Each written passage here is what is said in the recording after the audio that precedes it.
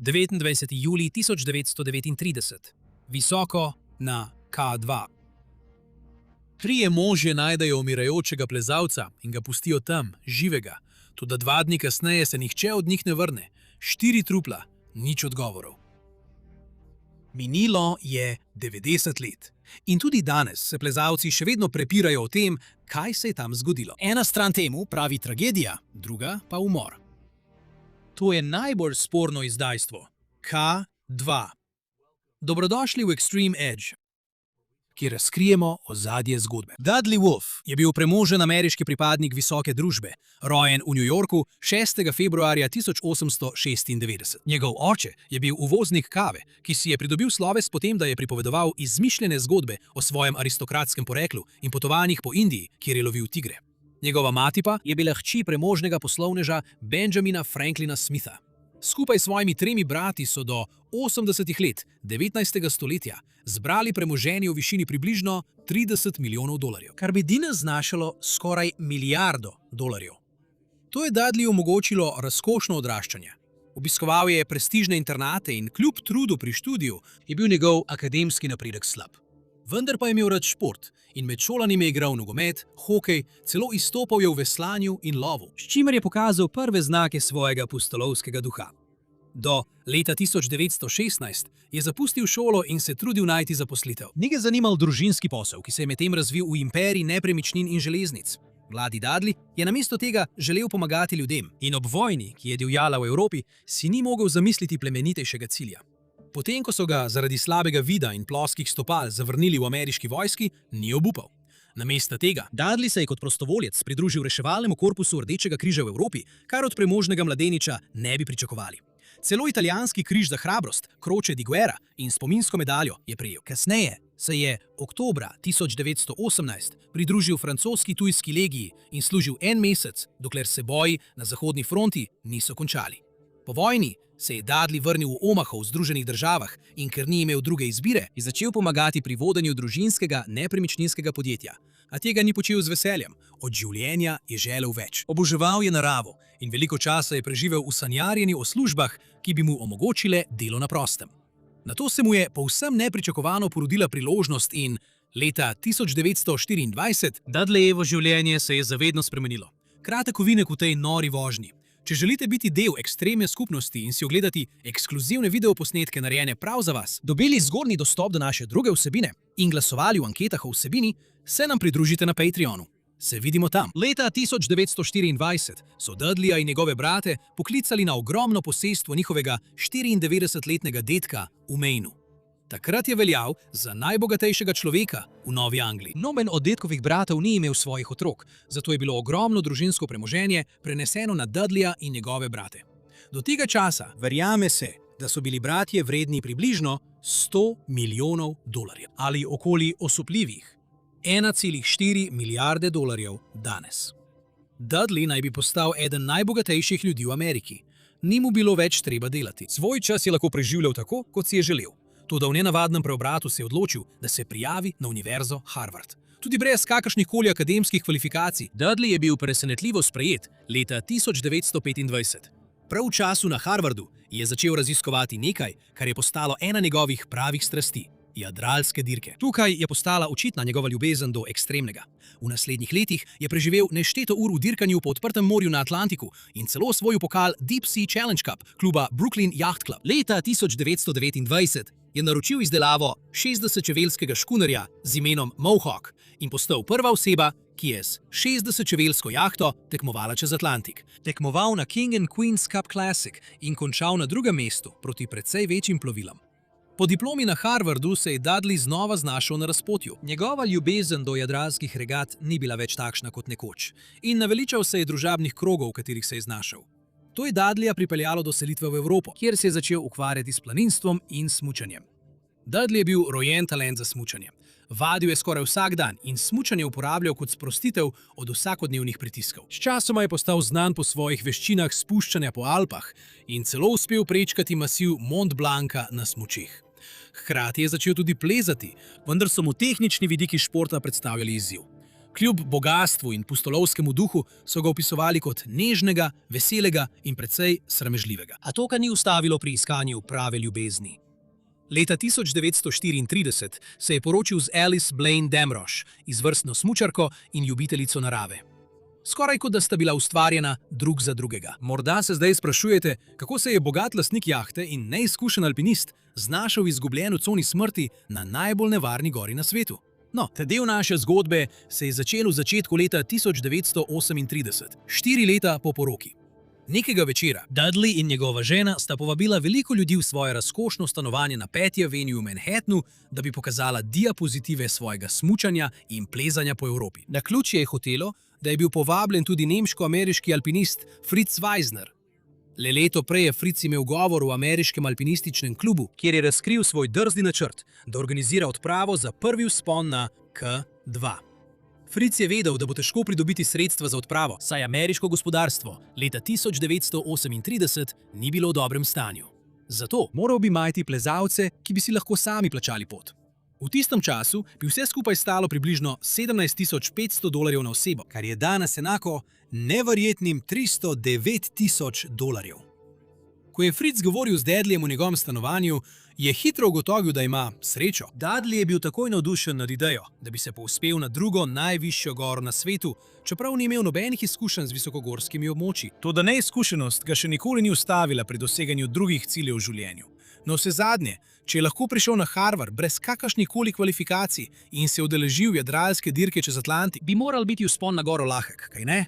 No, kot dolgoletni gledalci kanala že veste, je vzpon na eno izmed najvišjih gora na svetu vse prej kot sprehod po parku.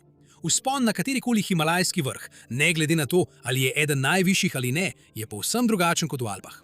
V tem trenutku v zgodovini nobenega izmed svetovnih 8000-akov še ni osvojil nihče. K2 pa je veljal za enega največjih izzivov, s katerimi se je lahko človek soočil. Z več kot 8611 metri nadmorske višine ga po velikosti presega le Mount Everest, a čeprav je nekoliko nižji, danes velja za veliko bolj nevarnega. K2 slovi po svoji izjemni strmini, 1000 metrih tehničnega plezanja po skalah in ledu ter nevarnosti snežnih viharjev, padajočega kamenja in plazov v vsakem trenutku. Za Dudleyja je imel mali izkušenj s to platjo ekstremnega alpinizma in če je želel preživeti odpravo, moral je trenirati bolj kot kdajkoli prej. Kar se tiče Fritza, si ni pustil spremeniti mnenja. Potreboval je Dudleyjev finančni prispevek. To je bil ključen del pri doseganju njegovega cilja, da bi prvič popeljal Američane na vrh 8000-aka. Takrat je Fritz verjetno vedel, da bi njegova odločitev, da vključi Dudleyja, lahko ogrozila tako ekipo kot tudi milijonarja. Po drugi strani pa največje življenjske nagrade pogosto prinašajo precejšnje tveganje. Dudley morda ni bil najpametnejši otrok v šoli, a ni bil neumen. V pripravah na vzpon je spomladi leta 1939 poskušal osvojiti Mont Blanc in Pies Paulu, vendar mu ni uspelo pri nobenem od vzponov, celo s pomočjo vodnika. Stvari niso izvedele dobro, a Dudley je ostal motiviran in verjel, da so tole manjše ovire in da ga bosta njegova moč in volja popeljali tja, kjer še ni bil noben alpinist, na vrh K2. Do marca je Dudley v Angliji srečal Fritza, kjer sta začela kupovati vso opremo potrebno za odpravo. Dudley je imel veliko denarja in ni varčeval pri stroških. Kupila sta najboljšo opremo, ki je bila takrat na voljo, vključno s težkimi šotori, napihljivimi blazinami, kuhalniki, čevlji z žeblji in spalne vreče. Za hrano sta prinesla veliko dehidriranih živil, mleka, sadja in zelenjave, vendar je večino energije, ki sta jo porabila med vzponom, prihajala iz konzervirane hrane in sušenega mesa. Fritzu in Dudleyju so se v ekipi pridružili še 4 drugi plezalci, med njimi Jack Durrance, Chappell Cranmer, George Sheldon in Tony Cromwell, ki je bil namestnik vodje. Tony je bil še en premožen mož, ki mu ni bilo treba opravljati običajne službe. Za razliko od Dudleyja je Tony svoj čas preživljal s plezanjem po gorah po vsem svetu in je bil idealen partner za Fritza. Ekipa je najela 9 šerp in še veliko več nosačev, skupaj pa so poskušali doseči nemogoče in osvojiti K2. 29. marca 1939. Dudley se je srečal s preostalo ekipo v Genovi in se vkrcal na ladjo SS Kunte Biancamano, ki jih je popeljala v Bombaj v Indiji. To je bil začetek njihove 6-mesečne odprave in prvi korak k ustvarjanju zgodovine. Od tu naprej ekipa je opravila dolgo, 40-urno potovanje z vlakom do Ravalpindija. Nato pa sta jih dva avtomobila odpeljala naprej v Srinagar v Kašmirski dolini. Do konca aprila plezalci so se srečali s šerpami in nosači, toda v tem delu 20. stoletja do gore ni bilo ceste. Namesto tega Dudley in ekipa so morali prehoditi več kot 530 km, da so dosegli vznožje K2. Ko so potovali peš in na konjih, se je zahodnjakom to moralo zdeti kot povsem drug svet. To je razvidno iz pripovedi Tonija, ki je zapisal: "To je res pusta in nerodovitna dežela in kako prebivalci uspejo preživeti, me navdaja s stalnim občudovanjem in začudenjem." Hribi so popolnoma brez vegetacije, ki obstaja le na namakanih aluvialnih vršajih.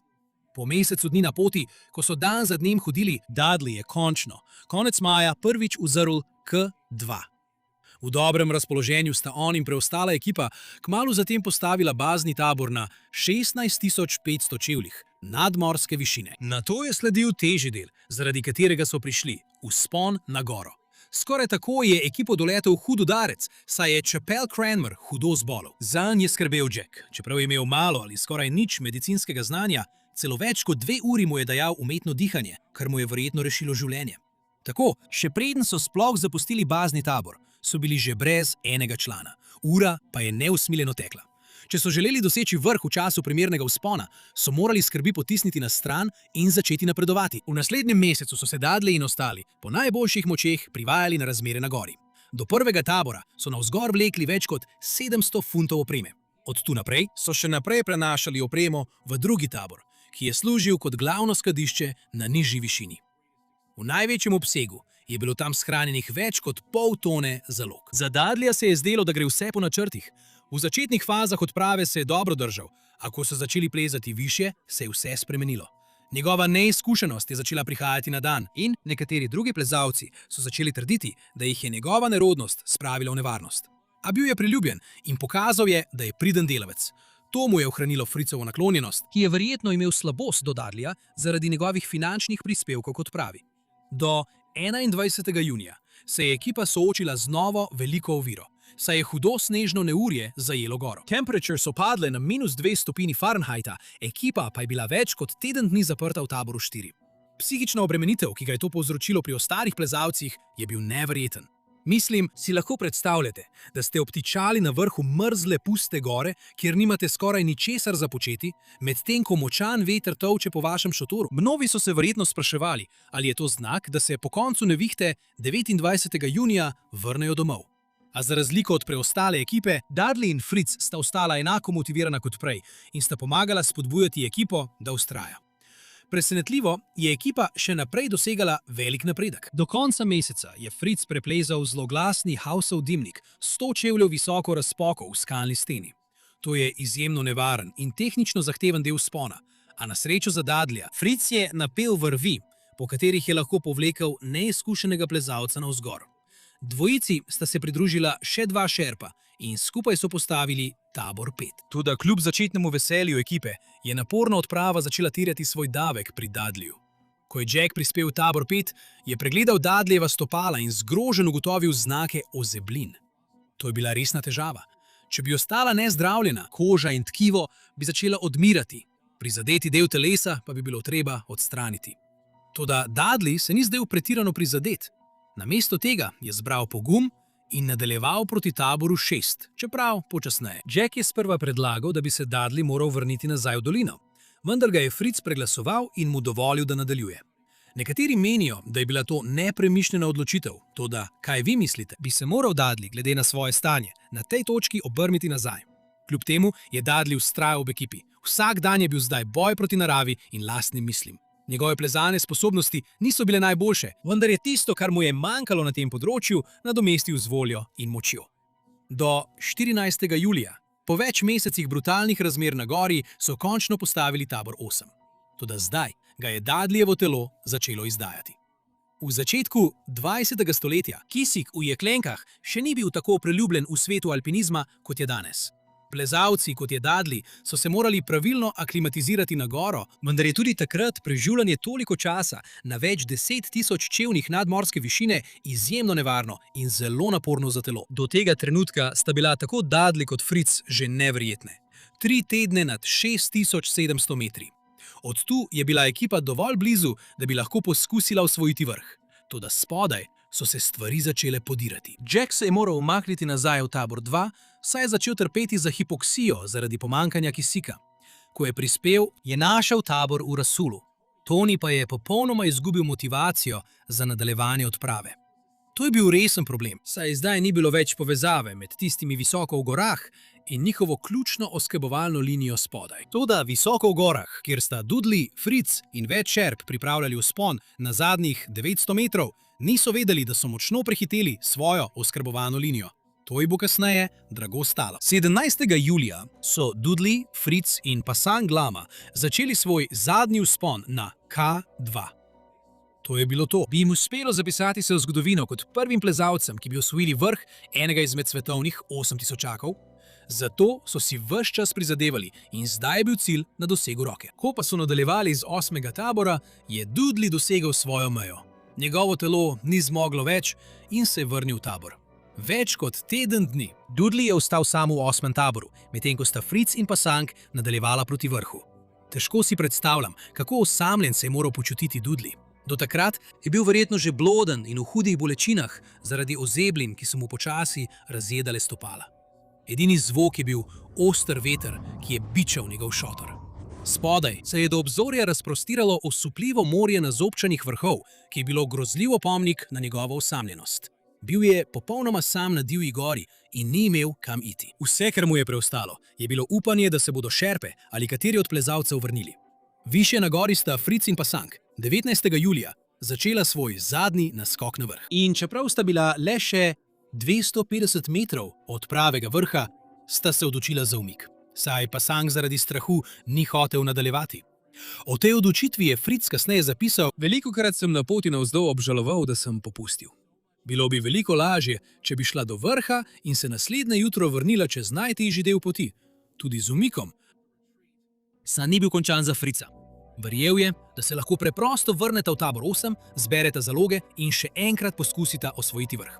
Ko pa je prispel, bil je zgrožen, ko je ugotovil, da je bil Dudley ves čas sam. Fritz ni mogel razumeti, zakaj ekipa spodaj ni prinesla dodatnih zalog, niti zakaj nihče ni prišel preveriti, kaj se dogaja z njima. Do tega trenutka Dudley je popolnoma zmanjkalo vžigalic, kar je pomenilo, da ni mogel kuhati ali celo stopiti snega za vodo. Dudley in Fritz v tem trenutku nista vedela, da je bila preostala ekipa spodaj prepričana, da so vsi, ki so bili visoko na gori, umrli. Nekaj dni prej je eden od šerp prišel na razdaljo 150 metrov od 8. tabora in 3-krat zaklical, vendar Dudley ni slišal njegovega klica. Ko je opazil znake nedavnega plazu, je domneval, da so plezalci umrli med vzponom na goro. Dudley je bil zdaj v slabem stanju, vendar mu je uspelo vstati in vsi trije so skupaj sestopili do 7. tabora. Toda med sestopom jih je doletela nesreča. Zaradi Dudleyjeve nerodnosti je padel in skoraj potegnil vse 3 moške po ledeniku, Godwin, Austin. Na srečo, uspelo jim je preživeti in varno priti do 7. tabora. Ko pa so prispeli, so bili zgroženi, saj je bilo na voljo le malo zalog, njihovi šotori pa so bili zakopani pod snegom. Zdaj se je začel boj za preživetje. Plezalci so vedeli, da morajo do nižjih taborov po zaloge.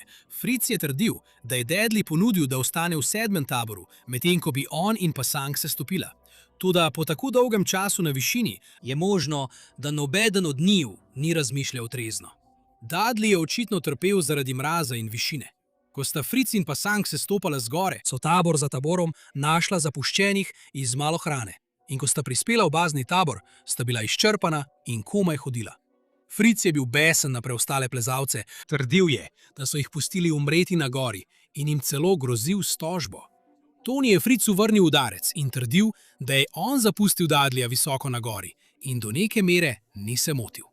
Od tega trenutka naprej Fritz in Tony sta postala smrtna sovražnika, toda kljub njunim razlikam je obstajal večji in pomembnejši problem – Dudley. Spet je bil sam na K2 in tokrat plezalci bi se morali vrniti nazaj na nevarno goro, da bi ga rešili. 25. julija so Jack in 3 šerpe začeli vzpon na goro, vendar so prišli le do tabora 4. Od tu naprej sta imela le 2 šerpa dovolj moči, da sta nadaljevala in se podala proti taboru 6.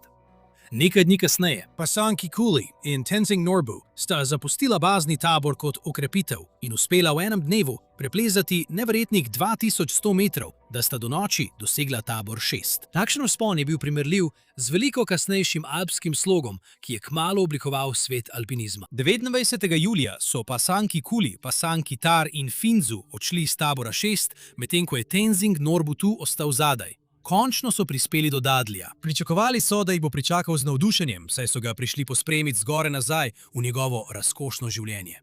A temu ni bilo tako. Do zdaj je očitno trpel za višinsko boleznijo. Ko so se približali njegovemu šotoru, so ga našli stisnjenega v notranjosti in tla so bila prekrita z njegovim lastnim urinom in iztrebki. Ni imel vode ali tople hrane, poleg tega ni razmišljal jasno, saj je zavrnil odhod. Namesto tega je prosil šerpe, naj se vrnejo naslednji dan, ko bo pripravljen na spust. Redno je govorila višinska bolezen, ne on sam. Čeprav je ta zgodba neverjetna, nisem bil prepričan, da sem pripravljen izvedeti, kaj se bo zgodilo naprej. Šerpe so ga dejansko zapustile in se zaradi nevihte niso mogli vrniti do 31. julija, 2 dni potem, ko so ga našli v tistem grozljivem stanju. Ko pa so se odpravili, je bilo to zadnjič, ko je bil kdo od njih viden živ. Ni jasno, kaj se je zgodilo s šerpami, ko so se pogumno odpravili nazaj proti naslednjemu taboru v upanju, da bodo rešili Dadljevo življenje, a po 2 dneh je Tsering spoznal, da se ne bodo vrnili in se je hitro odpravil nazaj v bazni tabor. Jack in ostali so bili šokirani, ko so videli, da se je Tsering vrnil sam. V svoj dnevnik je Jack zapisal svoje misli ob novici, da se nihče ni vrnil iz tabora 7. Rekel je, šerpe so prepričane, da se je zgodilo nekaj groznega. Weisner je mislil drugače. Ne, zdi se nemogoče, da bi se kaj zgodilo tako sposobni skupini. Fritzov misli v tistem času se morda zdijo absurdne, vendar ne pozabite, da niti on ni vedel, kako smrtonosna bo ta gora postala za prihodnje plezalce. Fritz se je odločil organizirati 3. reševalni poskus, morda zato, ker se je počutil krivega, ker je Dadlija pustil samega v taboru 7. Krivda je lahko čudno čustvo za posameznika. Predstavljajte si težo, ne fizično breme, ampak nekaj veliko težjega, kar pritiska na tvojo dušo. To je duh pretekle napake. Trenutek, ki bi ga rad izbrisal, to je krivda. In za nekatere to uničujoče breme ne vodi v tiho razmišljanje, ampak v nevaren, obupan ples z nepremišljenostjo. Morda je zdaj moral Fritz verjeti, da lahko reši Dadlija, če ne, bi moral sprejeti svojo vlogo pri njegovi smrti. Fritz je bil edini plezalec, ki je bil dovolj močan, da bi lahko poskusil še en vzpon na goro. Tako se je 3. avgusta odpravil s Tseringom in Davo Tondupom šerpo, toda napredovanje je bilo izjemno počasno in po celodnevnem plezanju so prišli le do tabora 1. Nato je goro zajela še ena nevihta, zaradi katere so moški ponovno obtičali. Na tej točki se zdi, da je Fritz izgubil vso upanje in je končno prišel do zaključka, da sta Dudley in 3 šerpe izgubili življenje. Nič več niso mogli storiti, zato se je Fritz odločil, da se bodo vrnili v bazni tabor. Ko so prispeli, so bili v obupnem stanju. Moški so spakirali, kar so lahko, in začeli dolgo pot nazaj v Srinagar, kjer se je moral Fritz soočiti s prvo od številnih polemik. Prva izmed mnogih polemik se je vrtela okoli ideje, da je bil odgovoren ne le za Dudleyevo smrt, ampak tudi posredno za smrt 3 šerp. To idejo je močno zagovarjal Tony, ki je še naprej trdil, da je Fritz ubil Dudleya. Med svojim časom v Srinagarju je Tony celo govoril z britansko skupnostjo. Trdil je, da so Fritzove vodstvene sposobnosti grozljive. V letih, ki so sledila, je moral Fritz znova in znova razlagati, kaj se je zgodilo na gori, pri čemer so nekatera poročila namigovala, da je bil odgovoren za smrti. Navsezadnje je bil edini izkušen plezalec. Kritiki so trdili, da je bil preveč osredotočen na vrh in da je njegovo vodenje prispevalo k tragediji. Prvotna poročila o vzponu so večino krivde pripisala njemu. Nekateri so celo trdili, da je Fritzova želja po slavi zasenčila varnost njegove ekipe. Ko se je vrnil v ZDA, je Fritz dal intervju za New York Times, v katerem je primerjal odpravo na K2 z vojno, kjer moramo pričakovati žrtve. To ni bilo všeč mnogim v alpinistični skupnosti, ki so menili, da išče izgovore za to, da je zapustil Dudleya. Vendar pa so nekateri stopili na Fritzovo stran. Če pogledamo nazaj, je to res težka situacija. Po eni strani imaš odgovornost vodje, po drugi strani imaš kruto realnost plezanja na veliki nadmorski višini. Je šlo za preračunano tveganje, ki se je izjalovilo, ali za napako v presoji? Ni dokončnega odgovora, s katerim bi se vsi strinjali.